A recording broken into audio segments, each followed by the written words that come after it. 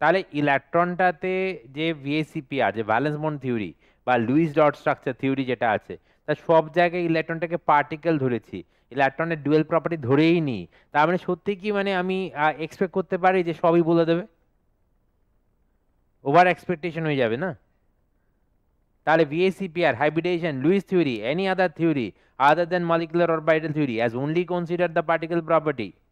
So it's got to be, there should be drawbacks, quite expected.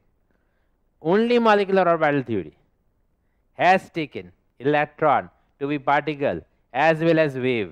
So it is the molecular orbital theory. আমাদের এক্সপেকটেশনও আছে কেন কেউ ফান্ডামেন্টালটা correct রেখেছে, and সেটা ডেলিভারও করে দেবে, আর ডেলিভার করে দিচ্ছে।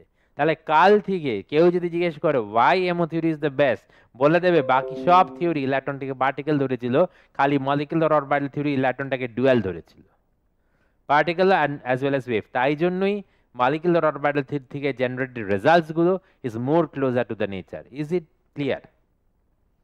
তোমাদের ক্লিয়ার? ময়ূক, ঋষভ, লিসা? হ্যাঁ, আরে হ্যাঁ, বলছে যে ইলেকট্রনটাকে ভিএসিপিআর লুইস ডট স্ট্রাকচার, তুমি মনে মনে ভেবে দেখো, ওরা লুইস ডট স্ট্রাকচারে ইলেকট্রনটাকে এরকমভাবে বন্ডিং এর রেসপেক্টে এইভাবে এইভাবে করেছে। So it's looking like this. আর VSEPR valence bond theory everyone ইলেকট্রনটাকে এরকমভাবে ডেপিক্ট করেছে বা সিম্বলাইজেস করেছে। তো এইখানে যেরকমভাবে তোমরা দেখতে পাচ্ছ, it's not a wave, it's not a cloud,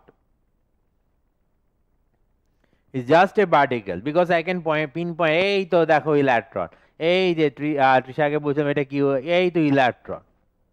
So it's like a pinpointed particle, it's a particle. So all the bonding theories has basically taken electron to be particle, only molecular orbital theory has taken electron to be particle as well as wave. তো obviously বুঝতেই পারছো যে কার থেকে ভালো result আসবে, and সেটাই আসছে, molecular orbital থেকে ভালো রেজাল্ট আসছে, আর তাই জন্য মলিকুলার অরবিটাল থিওরিকে আমরা বেস্ট বন্ডিং থিওরি বলি। তাও ক্লিয়ার আছে এবার?